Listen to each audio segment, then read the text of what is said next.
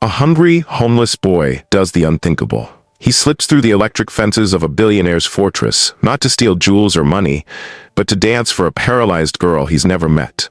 His wild, joyful movements make her laugh for the first time in years. Her father, Chief Adebayo, storms out, furious, ready to have the boy arrested. But what he discovers next is not just a street urchin. It's a ghost from his own past. A living secret he thought he had buried forever. This is not just a story of kindness. It is a story of a devastating betrayal and a redemption that comes too late. If you're joining us for the first time, please take a moment to subscribe so you can explore more amazing stories with us. The mansion of Chief Thomas Adebayo was a palace of silence. Its high, electric-fenced walls are designed to keep the chaos of the city out and the profound sorrow within. Inside, the air was thick with a grief money could not buy. In the center of this gold-plated cage sat his daughter Zara.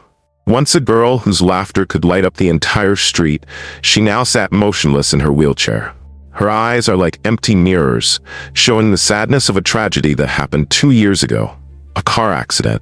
One stormy night, disaster struck. The car accident claimed the lives of a mother and her brother, and her daughter was left unable to walk. Her spirit was broken. Chief Adebayo had tried everything. He has flown in specialists from London and America. He paid for experimental treatments. The doctors, with their gloomy faces and polished degrees, all said the same thing. "We are sorry, Chief. The damage is too severe. She may never walk again." They took his money and left him with a silent child and a heart shattered into a million pieces. He would often stand at his study window, watching Zara stare into the garden, and he would weep silently. A billionaire king ruling a kingdom of one, utterly powerless. Meanwhile, on the dusty, bustling streets outside those mighty walls, a boy named Silas was fighting his own daily war.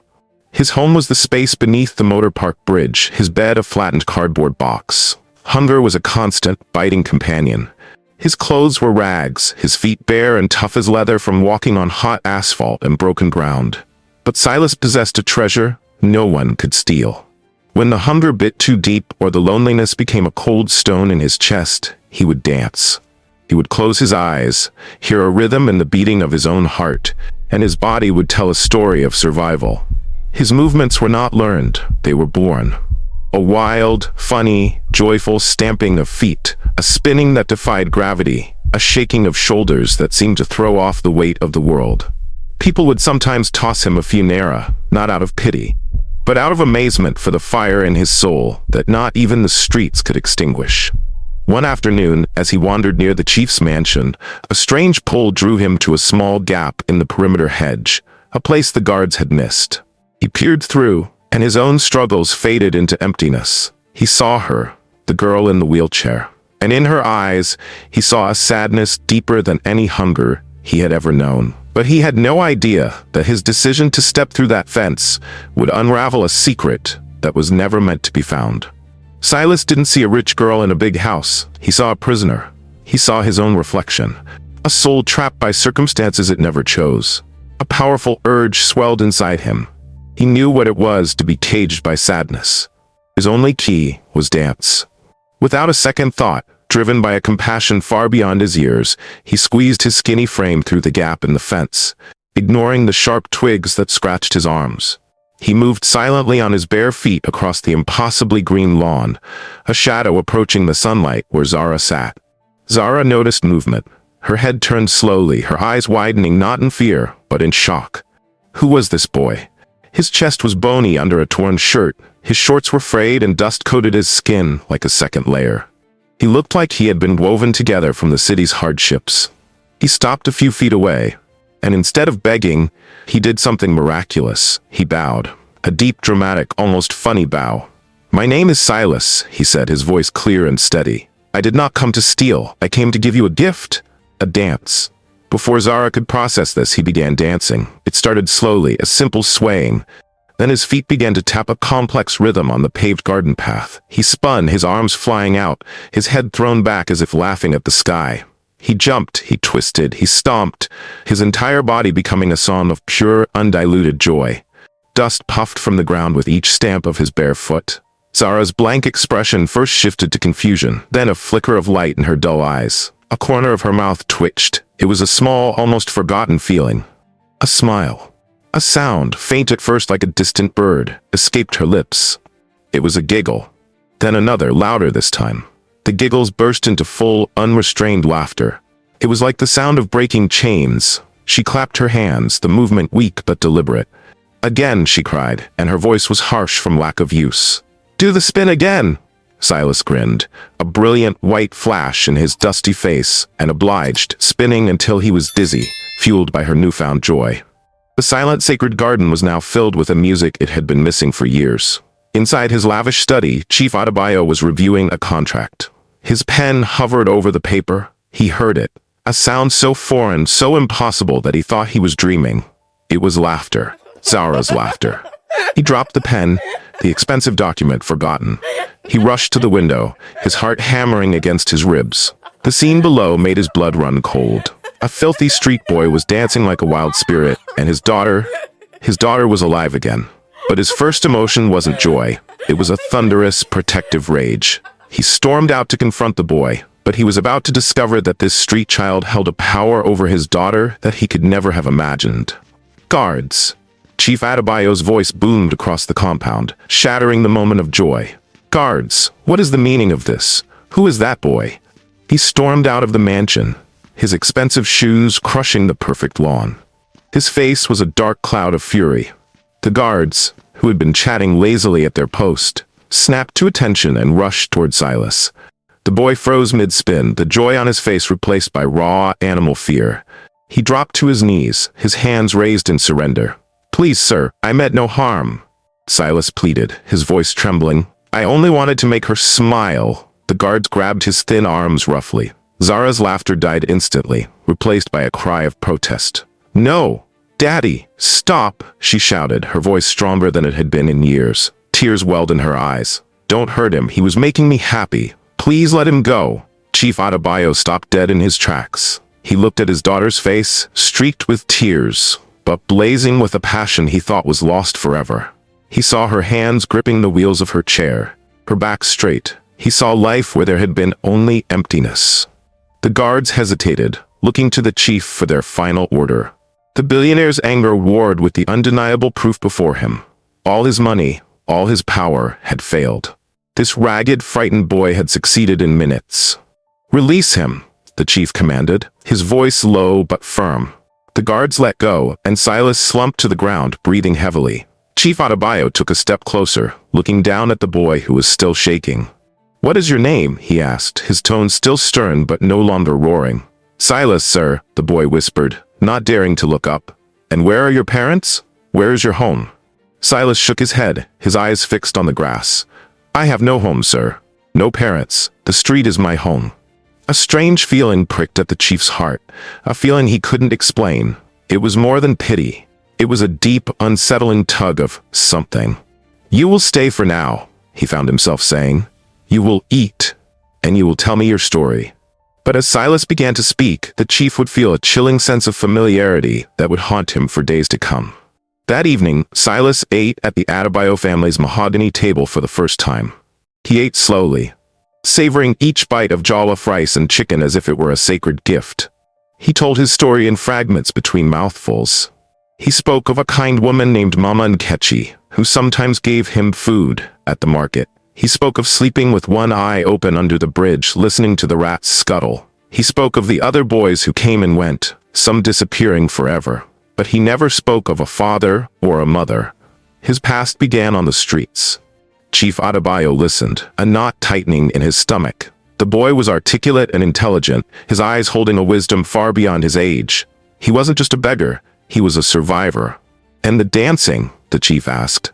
Where did you learn that? Silas smiled a little. I didn't learn it, sir. It's just inside. When I dance, I don't feel the hunger. I don't feel the cold. I just feel free. Zara, who had been listening intently from her wheelchair, reached out and touched her father's hand. Daddy, can he come back tomorrow, please? The chief looked from his daughter's hopeful face to the boy's nervous one. He made a decision.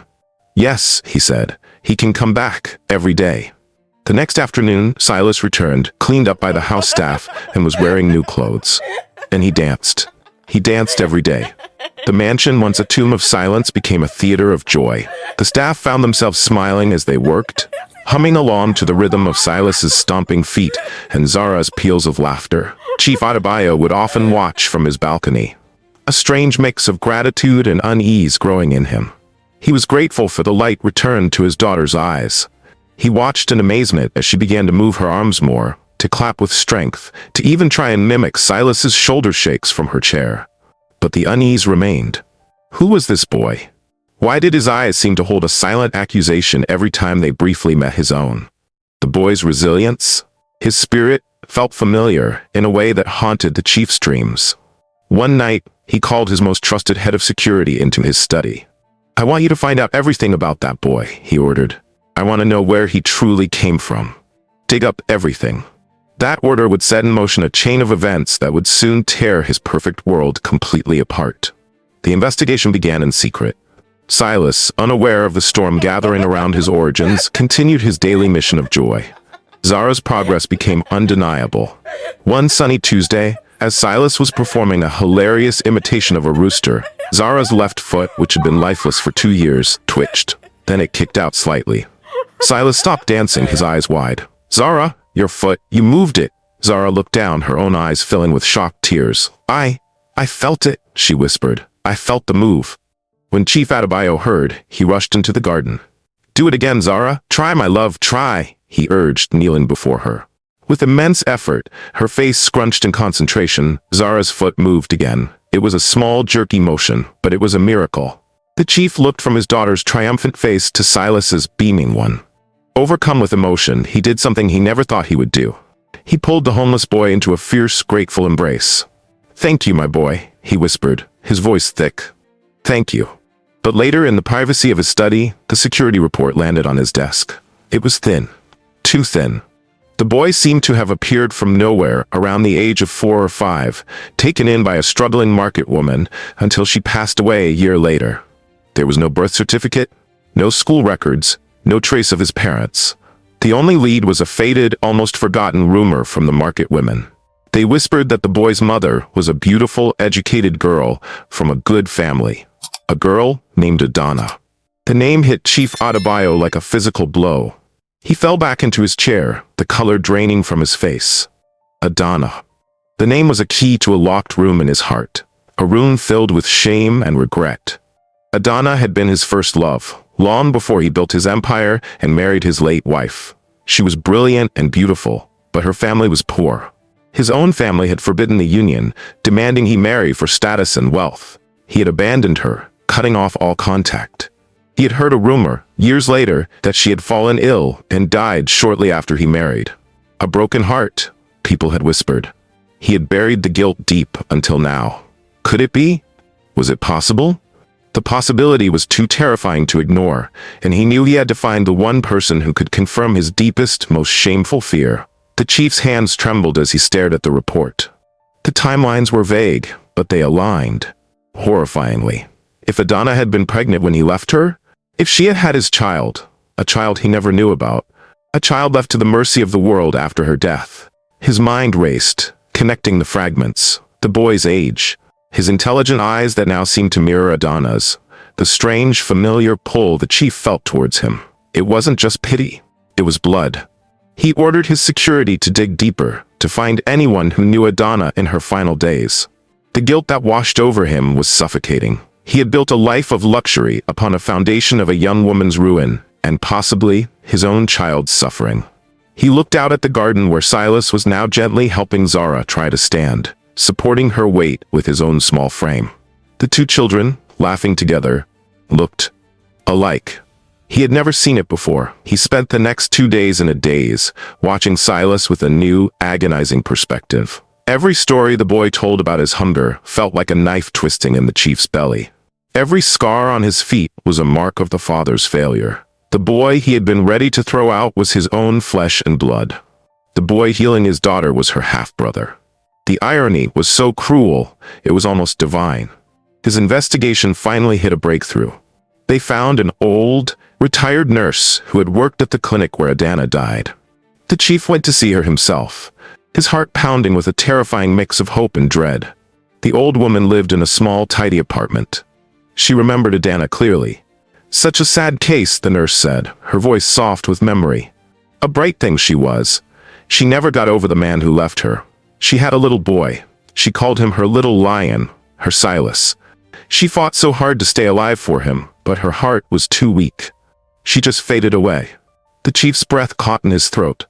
The boy, what was his full name? He asked, barely able to speak. The nurse's next words would confirm a truth that would shatter his entire identity and leave him utterly broken. The old nurse looked at the wealthy, desperate man before her and sighed. She named him after his father, even though he was a ghost to her. She said she wanted her son to carry a piece of the man she loved, even if that love destroyed her. His name was Silas Thomas Adebayo. Time stopped for Chief Adebayo. The air left his lungs. The confirmation was a physical blow.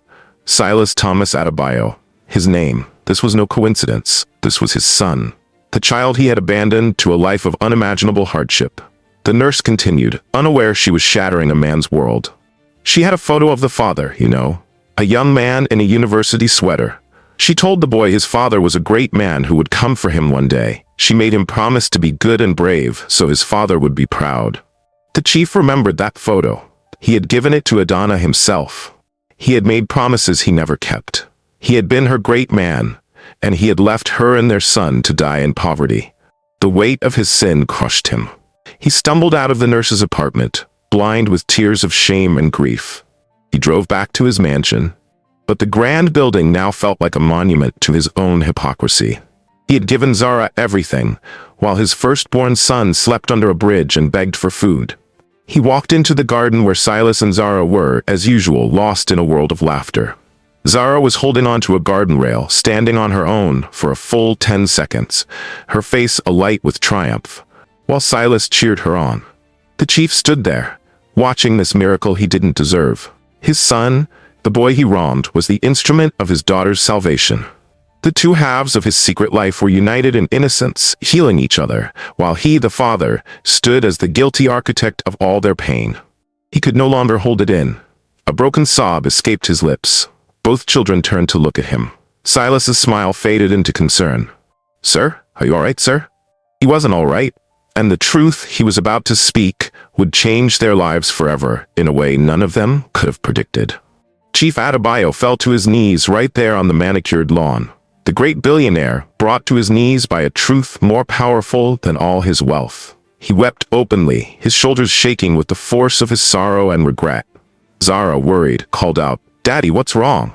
Silas took a tentative step forward, his instinct to comfort overriding his fear. "Sir," he repeated, placing a small, hesitant hand on the chief's trembling shoulder. The touch broke him completely. Chief Adebayo looked up, his vision blurred by tears, into the face of his son. The face that held the echoes of the woman he had loved and failed. "I'm not all right," he choked out. I have done a terrible thing, a sin that can never be forgiven." He reached out and took both of Silas's hands in his own. "Silas, my boy, I have known for a few days, but I was too much of a coward to speak." He took a deep, ragged breath. "Your mother, her name was Adana." Silas's eyes widened in shock. He had never heard his mother's name from a stranger's lips. How do you know that?" he whispered. "Because," the chief cried, "I am the reason she had a broken heart. I am the man who left her. I am your father, Silas. I am your father, and I abandoned you. I left you to suffer. Forgive me. Please forgive me." Silas yanked his hands back as if burned. He stared at the weeping man, his face a mask of confusion, shock, and dawning horror. The pieces of his own broken history began to click into a terrifying new picture. The man he had come to respect, the man whose food he ate, was the very reason he had starved. The father of the girl he loved like a sister was the man who had made him an orphan. He took a stumbling step backward, his world turning upside down. The shock and betrayal were overwhelming, and what Silas did next would determine if this family could ever be whole. Silence descended upon the garden, heavy and thick. The only sound was the chief's ragged breathing. Zara looked between her father and her best friend, her mind struggling to comprehend the earthquake that had just shattered their world. "Daddy," she said, her voice small and scared. "What does that mean? Silas is my brother?" The chief could only nod, his face buried in his hands, unable to look at either of them. Silas stood frozen, a storm of emotions raging in his eyes. The initial shock was hardening into something else. A deep, profound hurt. All the lonely nights, the hungry days, the feeling of being unwanted. It all had a name and a face now. And that face was the man kneeling before him. "You knew?" Silas finally spoke, his voice quiet but laced with a pain that was ancient. "You knew who I was, and you still let me sleep under the bridge? You let me beg? While she," he gestured to Zara, "had all of this?" "I didn't know," the chief pleaded, looking up desperately. "I swear to you, I only just found out. I had no idea Adana was pregnant. I thought she had moved on. When I heard she died, my heart broke, but I never imagined." His words sounded weak, even to his own ears. "Excuses. My whole life," Silas whispered, more to himself than anyone. "I wondered who you were. Mama Nkechi said you were probably a good man who didn't know about me. She told me to be brave so you'd be proud. I waited for you. And you were here the whole time." The truth of it was a crushing weight. He turned away from the chief, his body trembling. He looked at Zara, her face pale with confusion and fear. She wasn't just his friend anymore, she was his sister. The sister who had everything he was denied. A bitter anger rose in him, hot and fierce. But as he looked at her, truly looked at her, he saw her not as a symbol of his father's favoritism, but as another victim. She had lost her mother and brother. She had been trapped in a silent, broken body, and he had been the one to help free her.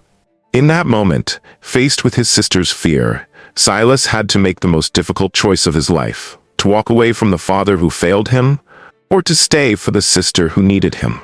The anger in Silas slowly dissolved, replaced by an overwhelming sadness for all of them, for his mother, for himself, for Zara, and even for the broken man weeping on the ground. He had spent his life learning to survive, but now he was faced with a far harder task, to understand. Zara reached out and touched his cheek, her own tears falling. "You're my brother?" she asked again, this time with a sense of wonder cutting through the shock. Silas nodded, a single tear tracing a path through the dust on his own face. "Yes." A small, shaky smile touched her lips. "I always wanted a brother." That simple statement broke the last of the tension. Chief Adebayo watched the interaction, his heart breaking and healing all at once. Silas finally turned to face his father. The anger was gone, but the hurt remained. "You hurt my mother, you hurt me," he stated, not with accusation, but with simple, devastating fact. "I don't know if I can forgive that." "Not yet." The chief nodded, not asking for forgiveness, only accepting the judgment. "But," Silas continued, looking at Zara, "you are my father, and she is my sister. This is my family. I don't want to run from it. I'm tired of running." Chief Adebayo slowly got to his feet. He didn't try to hug Silas. He simply looked at him with a respect that transcended father and son. "You are a better man than I could ever hope to be," he said. "This house is your home. It always should have been. You are not Silas of the street. You are Silas Adebayo, my son." The journey of healing for the Adebayo family was just beginning. It would be long and filled with difficult conversations and painful memories. But it started that day in the garden, not with a billionaire's money, but with a homeless boy's impossible courage to choose family over fury, and a father's humble tears that finally washed away his pride. Their story was far from over, but for the first time, it was a story they would all write together. And so, the mansion's silence was replaced not just with laughter, but with the hard, necessary work of forgiveness. Chief Adebayo learned that wealth is meaningless without a clear conscience, and that the past always has a way of returning, not for vengeance, but for a chance to make things right. Silas found the family he had always longed for, and Zara gained not just her strength, but a brother whose love was the true miracle she needed. The moral of the story is that our choices, especially those made in selfishness and fear, have long shadows that can touch the lives of the innocent. But it is never too late to choose honesty and love. Redemption begins the moment we have the courage to face our mistakes and seek to heal the wounds we have caused. What lesson did you learn from this story? Let us know in the comment section. If this story touched your heart, please do us a favor. Like this video, subscribe to our channel for more powerful tales of life and legacy, and share this story with someone who needs to remember the power of truth and family. Thank you for watching.